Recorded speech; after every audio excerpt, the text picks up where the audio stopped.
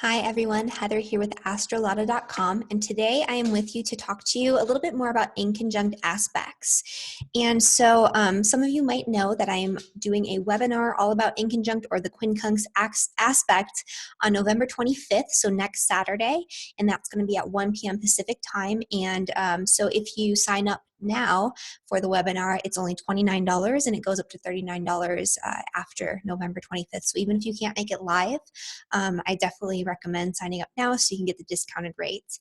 But so I'm going to do another short video on inconjunct aspects. If you missed my first video, which was more about the different challenges that come up through the inconjunct aspect by planet, you can go back, search my playlist. It's under, Heather, under Astrolotta on her YouTube channel, and, rewatch that video so you can get an idea of what's going on here. But in general, what I'm going to be talking about today is sort of the gifts and the talents that we can sort of come to and discover and utilize through the inconjunct aspects in our birth chart. And just as a reminder, the people that are going to have inconjunct aspects most likely in their birth chart are going to be people who have the Jones chart types that are splash, splay, locomotive, bucket, or seesaw. So if you have sort of planets all over your chart, and this is, I'm speaking in reference to a circular chart, if you have planets that are sort of scattered about all over your chart, you're going to be more likely to have inconjunct aspects in your chart.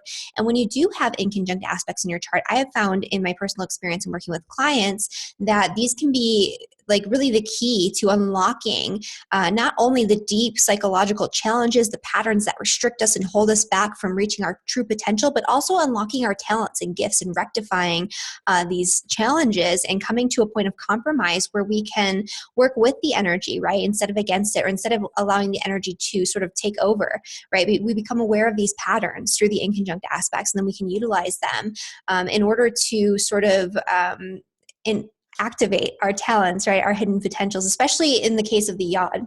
And so for this webinar on November 25th, I'm going to be going over all the different inconjunct aspects. I'm going to be going over what an inconjunct aspect actually is. I'll be talking about each planet very, very deeply in the inconjunct aspects, and I'll be talking about all the different planetary combinations, and also what it means to have inconjuncts of different planets in the different houses, and also how transits can ignite and activate the inconjunct aspects. I'll be talking about yods. I'll be talking about boomerang yods, so different configurations involving the inconjunct aspects in the birth chart. And this is going to be a really in-depth webinar, about 4 hours long. So if you have inconjunct aspects in your own birth chart, or if you're interested in learning how to interpret them in other people's charts, I highly recommend signing up for this webinar. And so you don't have to have a background in astrology either to benefit from the information that I'm going to present to you right now or in the webinar. I'm going to start at the very basics. So even if you don't even know what the planets mean or anything like that, but you know that you have inconjunct aspects in your birth chart, which you can find out by typing in your birth information at astro.com. It'll show you the inconjunct aspects as a dotted green line. Or if you're not sure if you have inconjunct aspects in your birth chart, you can always email me in the link in the description below on my reader page, and send me your birth information. And if you're signing up for the webinar and you want to know which inconjunct aspects you have in your birth chart in advance, I can always go through and look at that for you. And so anyway, we're going to be going really deep into first off, the general easy interpretations of the inconjunct aspect, which will be sort of how to, off the top of your head, not even needing to really know or memorize all of this information, just to do a very general interpretation of each of these inconjunct aspects in the chart. And then I'm going to be going much deeper. So I'm going to talk about how these aspects develop through our early childhood experience and create these psychological patterns or these behavioral patterns that we hold on to throughout our lifetime that we have to sort of work with and come to some sort of compromise with, because the inconjunct aspect represents a planetary energy that's expressed either excessively or repressed. So it's a dysfunctional expression of the planetary energy. And so an example of this would be, if you have an inconjunct with the moon, that indicates that you might either repress your emotions or hold them in, or you might overexpress your emotions, right? Because the moon represents our emotions and our intuition. It's our subjective sense of reality. And so when you have an inconjunct aspect with the moon, that indicates that you can either express your emotions way too freely, way too over the top, you're just overly involved in your emotional experience, or you usually could be like repressing your emotions, holding them in, and sometimes they'll sort of come out all at once at inappropriate times. And so the planet on the opposite end of the inconjunct aspect, because obviously there are two planets involved here, will give a better indicator of, you know, what side of the spectrum you would be on if you had the inconjunct to the moon, right? So if you have a Saturn inconjunct to the moon, Saturn represents limitation, repression, holding things in. So that would be more likely that you hold on to your emotions, right? And you don't release them. But if you have a Pluto inconjunct to your moon, it can indicate, again, because Pluto is very solitary, very retentive, it's a fixed sign, it holds on to things, or it's the ruler of a fixed sign, it's the ruler of Scorpio, so it holds on to things. And so it could be either that you hold on to your emotions, you don't speak them, you don't let them out, or a lot of times when people have a Pluto inconjunct to the moon, they're only comfortable expressing like one or two specific emotions. A lot of times they're very intense emotions, so they'll be comfortable expressing anger, right, but not sadness, or they'll be comfortable expressing sort of like a sexual energy or something along those lines, but they won't be comfortable expressing, you know, happiness or joy. You know, certain emotions would cause them to feel more vulnerable than others. So they would hold on to one or two key emotions and they would express those excessively and then sort of hold back on the other ones. That's not always the case, but sometimes it is.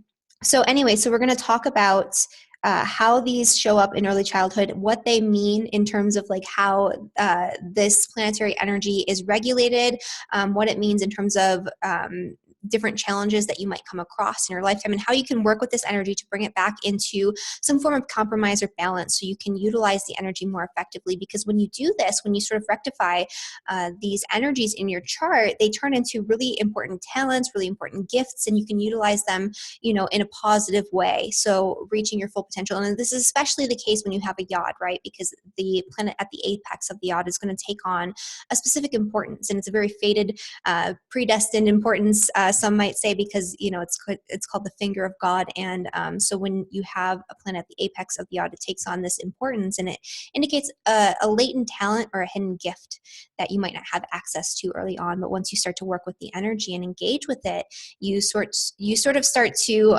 you know, come into your own when it comes to that planetary energy. And so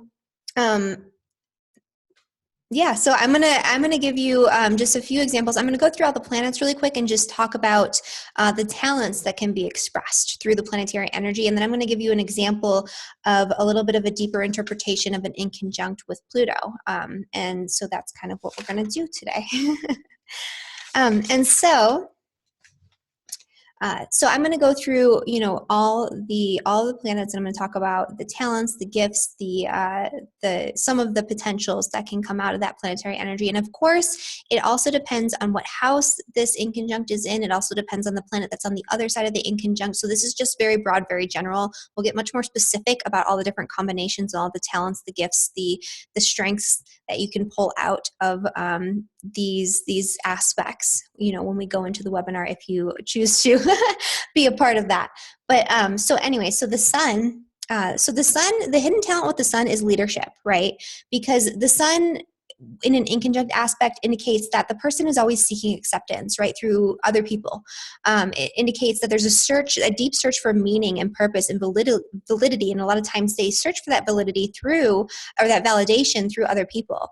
And so once you learn to accept yourself and to find acceptance from the inside, then you can also find acceptance from the outside through leadership, right? Because leadership is a way that you can find that meaning, that validity, that purpose, that potential. So one of the potentials of the sun in an inconjunct aspect, one of the positive sort of talents that can be sort of taken from that inconjunct is this leadership potential. But of course, you have to stop seeking approval from the outside, right, in order to come into that, because that indicates a lack of confidence. And if you are in a leadership position, you need to be confident in your actions. You can't be constantly seeking validation from the people that you're supposed to be leading. So, you know, that's one of the things that you have to sort of work with when you're looking at the sun as in an inconjunct aspect. The moon, the moon rules our emotions, our intuition, and so it can bring gifts for emotional understanding, the ability to influence other people emotionally, which can be used in creative pursuits like acting or painting or something where you're trying to do something creative to elicit an emotional response from other people. And it can also be a gift for intuition, right? Once you learn to connect with your intuition and connect with your subjective experience, you can sort of utilize that as one of your gifts, right? So you'll have a really strong intuition once you tap into it, because a lot of times that can be repressed or held back. And so, looking at the planet, again, that's on the opposite end of the inconjunct aspect can give you a clue as to what you need to do in order to bring out that hidden talent, that deep intuition, and that emotional understanding for yourself and for other people. Because a lot of times people who have lunar inconjuncts, they don't necessarily understand their own emotions, especially earlier on in life. And so you have to learn, your own inner sense of emotional understanding, and then you can sort of project that outwardly. So that's a little bit about the moon. There are other talents, but we'll get into that at a different time.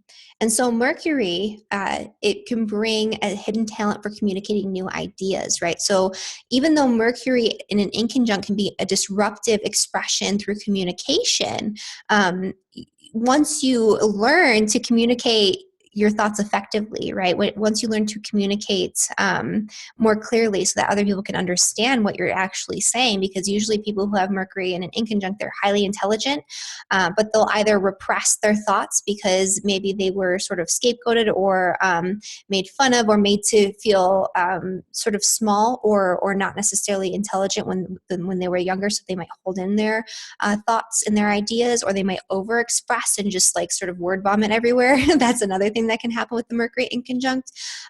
But you have to learn to, the other thing is that you can feel misunderstood, right? Because you think you're communicating your thoughts in a way that it's effective and other people can understand it, but maybe you're not actually doing that. And so when people receive the information, they don't understand what you're talking about.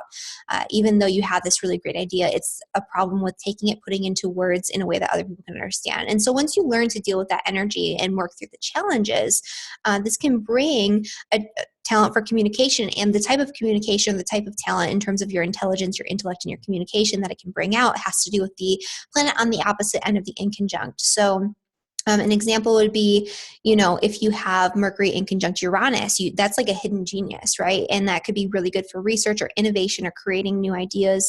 If it's a Mercury inconjunct to like Saturn or to Jupiter, that could bring talent for teaching and taking ideas and putting them out into the public so that way they can understand them.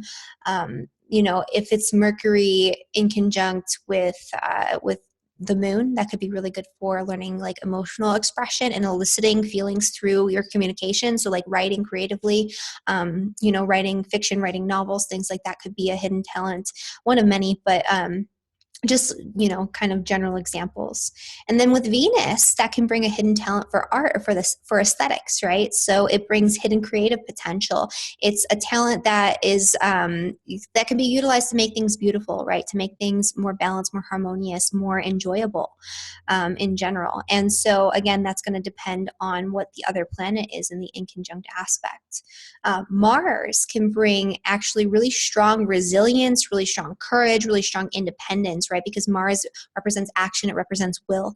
And so when you have a Mars inconjunct, it's either a repression or overexpression of will, depending on the situation or depending on the other planet or whatever's going on with this inconjunct aspect. But once you learn to sort of rein it in, to express your will in a way that's more balanced and more appropriate, then you can become very courageous, very self-assured, very independent. And so, this brings a gift of courage, right? So you can do things much more courageously. And then Jupiter in conjuncts can indicate someone who's wise but beyond your years, right? So it brings wisdom. It's the gift of wisdom. It's the gift of being wise. And so, the way that comes about, again, we'll have to go into the different planetary aspects, but it can bring the gift of wisdom, the gift of understanding, the gift of deeper meaning that goes beyond these realms. And then the gift also of perspective, right? So helping other people to gain perspective on their problems, on the situations at hand, or on these deeper, broader philosophical concepts, or even getting deeper perspective on more complex analytical sort of intellectual concepts as well. especially if that's a Jupiter Mercury inconjunct, right? And then Saturn, it can bring inner strength. It can be a really strong sense of responsibility that it can bring. And it can bring leadership potential to be really good as a teacher or somebody who, provides some sort of structure, some sort of foundation. Uranus brings, like, again, hidden genius, right? Anytime you have Uranus in an inconjunct aspect, it's very rebellious. It's very chaotic. Sometimes they can be overly rebellious, or sometimes they can repress their rebellious nature. But once you sort of learn to integrate that energy in a certain way, it can bring out hidden genius, hidden potential for innovation, hidden potential for taking new ideas and bringing them out into the world, right? So it's about not being overly rebellious for rebellion's sake, and it's about not repressing your rebellion in order to please and appease other people. So you have to sort of find a balance where you're not being overly disruptive and chaotic to the point where other people can't be around you, but you're also not repressing your rebellion just to gain acceptance, right? And once you come to that balance, you can create things that are new, that are innovative, that are exciting, and that are beneficial rather than being just disruptive, right? And then Neptune is a gift for art or for mysticism, spirituality. A lot of times people with Neptune inconjuncts can be deeply spiritual. They can be deeply in tune with other realms, other dimensional energies, deeply creative. This could be a gift for like acting or, engaging in fantasy, or something where you have to really immerse yourself in another role, another position, where you have to really merge yourself with some sort of outside energy, right? And sort of take that energy on. And then Pluto is one of the most interesting inconjunct aspects, in my opinion, at least, because a lot of my clients and a lot of the people that come to me, for astrology readings happen to have Pluto inconjunct aspects. And it's not a coincidence, because Pluto inconjunct aspects bring a need for certainty, right? And so one of the ways that people with Pluto inconjunct aspects find certainty is through this interest in this wanting to understand things like psychology, astrology. A lot of times they're into like the occult, divination, deeper forms of spirituality, but really what they're trying to do is to understand what's going to happen next, and to understand their surroundings, to put things in these categories so that way they can sort of have some sort of context, so that way they can plan, they can calculate, they can figure out what's going to happen next. It makes things a little less unpredictable, right? So astrology is a really good example of that, because it gives you that psychology aspect of it where you can understand people, because people who have Pluto inconjuncts are always trying to understand other people and figure out what they're going to do next. But it also gives you that satisfaction through the need for certainty, right? Because you need, even though they come across as very self-assured and very certain, they're usually not. So beneath the surface, they need reassurance. They need reassurance that they're doing the right thing at the right time. So there's a need for certainty and need to control their surroundings. And so astrology is one outlet for that, right? So a lot of people come for astrology readings who have Pluto inconjunct aspects because they want to be certain that they're doing the right thing, or they want to be certain that they're in alignment with their birth chart and their birth energies. And so, that's a really common inconjunct that I see when I do readings for people. And so I'm going to go a little bit deeper into the Pluto inconjunct aspect. And so the way that this shows up in early childhood experience, it kind of differs between people, but a lot of times it has to do with engaging with really intense energies in early childhood. It could be that there was a really intense environment that you grew up in, or there are some really intense situations that came up where your feeling and sense of having power and control over your own surroundings and your own energy was taken away from you. So you felt powerless, or you felt like you weren't in control. Maybe you had a parent who was very intense or aggressive towards you. Maybe you were in some sort of situation where it was turbulent and chaotic, and you felt like you didn't have control over what was going on in your own life. Whatever the case, there was the sense that you weren't in control, right? And so that brings a need for greater control later on in life. And so essentially what this does is it causes you, first off, to want to fixate on things and hold on to things. So there's this need for certainty and this resistance to change a lot of times, especially early on, where you don't want to let go of the things that you've become attached to, especially on an emotional level. Anything that you're passionate about, people, situations, events, different things in your life that you feel really strongly connected to, you might hold on to. really tightly, right? And so it can be difficult to let go. There could be an issue with not being able to surrender, not being able to let go, not being able to relinquish control over your life, right? So there's a need for control and need for certainty.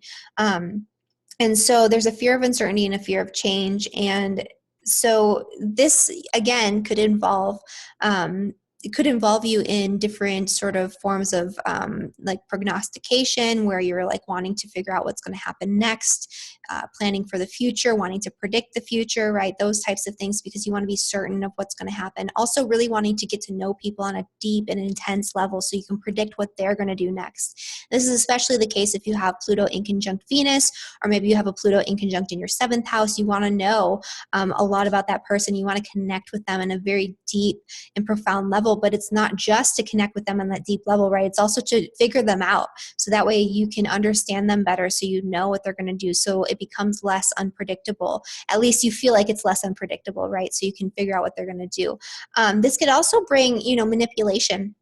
A lot of times people have Pluto inconjunct aspects. They can sort of vacillate between being manipulative themselves and drawing in energy from other people that's manipulative. So if they're not acting on that manipulative sort of energy, sometimes they can draw it in. And so you'll get people in your life, if you have a Pluto inconjunct aspect, who are very manipulative, who are sort of vampiric, who feed off of your energy.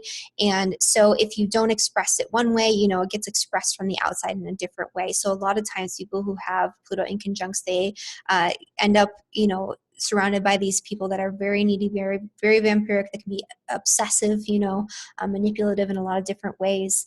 And sometimes, people who have the Pluto inconjuncts, they can be manipulative themselves, especially in early childhood, right? So that's a way of maintaining power and control in situations that feel chaotic and uncertain, by manipulating the people around you, right? If you can't change the circumstances, you can manipulate the people in your surroundings, and that gives you the sense that you're in control of the situation.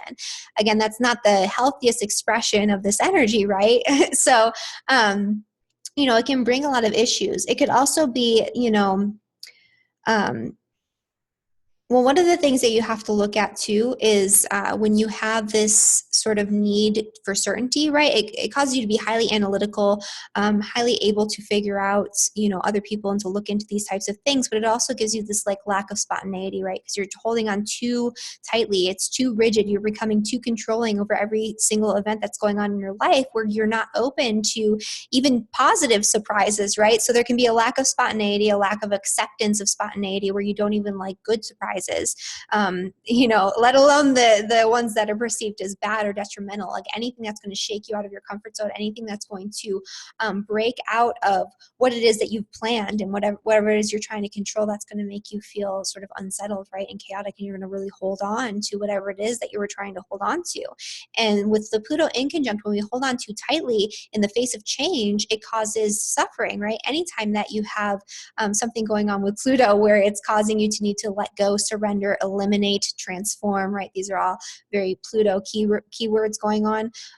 Anytime that you have that going on in your chart in general, or by transit, when you hold on to things in the face of a Pluto transit or a Pluto aspect in your chart, it causes suffering, right? Because you're holding on to these things that you have emotional attachments to, but their expiration date has long been passed.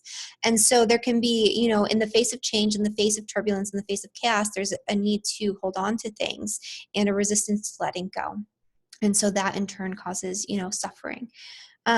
And so we talked a little bit about, the moon being in an inconjunct with Pluto. That's one expression. So when you have a moon inconjunct with Pluto, like I just said, that you can, hold on to different situations, different circumstances. When it's the moon represents your emotions. So Pluto inconjunct the moon can indicate that you're holding on really tightly to old emotional patterns, right? And you're not letting them go. So they're not being eliminated properly. So they can sit inside of you and fester, right? And that can create illness. And one of the things the inconjunct aspects are sort of known for the most, that we understand the most about them, is their role in relationship in illness, because of their deep psychological roots, right? So these are deep psychological patterns that we hold on to, and we have a really hard time letting go of and moving away from, because they require compromise. It's not just about it's not like an opposition where you can integrate the opposites or you can come into balance. There's no balance that you're going to come into when you come into these inconjunct aspects. You're going to have to compromise. You're going to have to let go of something that you don't want to necessarily let go of, in order to utilize these to their good potential, right? Their positive potential. And so, you know, Moon Pluto would indicate holding on to old emotions and not letting them go, letting them fester. The other thing, Mercury Pluto would be another example of that. So that could be either being really silent and holding on to your words and not wanting to open up to people, right, for whatever reason. And again, that could stem from an early childhood experience where maybe you were ridiculed for your ideas, your thoughts, your communication, your speech, something along those lines. But it could also just be wanting to keep things very personal, right, wanting to hold on to them and not wanting to let go of the information or the ideas that you have. And the other end of the spectrum of that could be just over expressing, over eliminating, letting go of too much, right? Opening up too much. And that can happen with the Pluto inconjunct as well, especially when you've been holding on. A lot of times it's like that you've been holding on for a really long time, and then something will come along to activate this transit, and then it'll just all spill out all at once. And so that's a way of sort of trying to come back into balance, but it's not like a healthy expression once again. So it's about learning how to regulate these energies a little bit better. And we'll talk about how to do that too in the webinar if you choose to join me on November 25th. And so I guess the other things too, so I talked about how, you know, people with the Pluto inconjunct aspects, they want to categorize different people, different places. They also want to really know what they're talking about before they say it. So they'll over analyze, they'll over investigate, they'll do too much research, right? So they want to be very certain of what it is that they're doing and what it is that they're saying. They'll ask other people's opinions sometimes, depending on what the inconjunct is and where it is. And they'll seem to speak and act with such certainty and such like deliberance, right? So they'll be like so certain and so self-assured, but once you really get to know them, you realize that they're not like that, right? So they have this same sense of uncertainty that other people have, if not even more so. So they're always seeking certainty through validation through other people or through, you know, their own research, through literature, through teachers, through all these different things. So again, the thing is the need for certainty. And so once you release that, and you're able to surrender and you're able to let go of the things that need to be let go of, you can come into your own unique talents and gifts through this inconjunct aspect. And a lot of times it brings psychic abilities, right? Because Pluto is deeply psychic. It's able to see things behind the scenes, below the veil. It's able to get to the core of the truth. And that's something that these Pluto inconjunct people can do, right? They're usually very perceptive in general, even without tapping into that psychic energy, because they're always trying to figure people out. They're always trying to figure situations out. So they're very acutely aware of what's going on in their surrounding environment.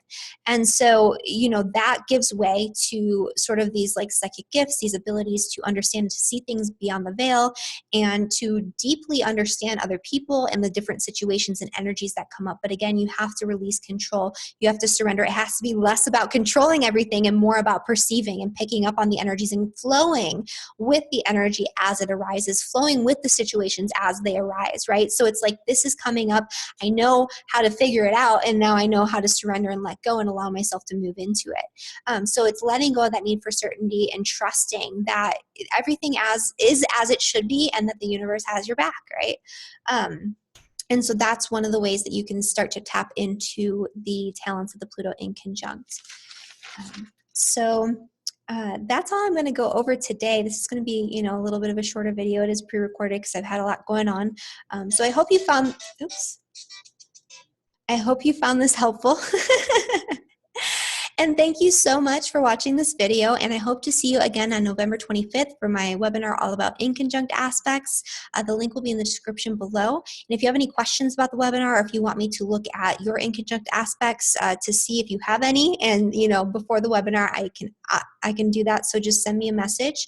Also, if you don't want to do the webinar and you just want me to do a reading for you to look at your inconjunct aspects specifically, you can always book a single question reading with me, and I'll go really deep and in depth into all of the inconjunct aspects that are in your birth chart, so you can figure all that out yourself. All right, so I hope you all have a wonderful day. I hope to see you next weekend, and in the meantime, yeah, I hope you have a good weekend. Bye, everyone.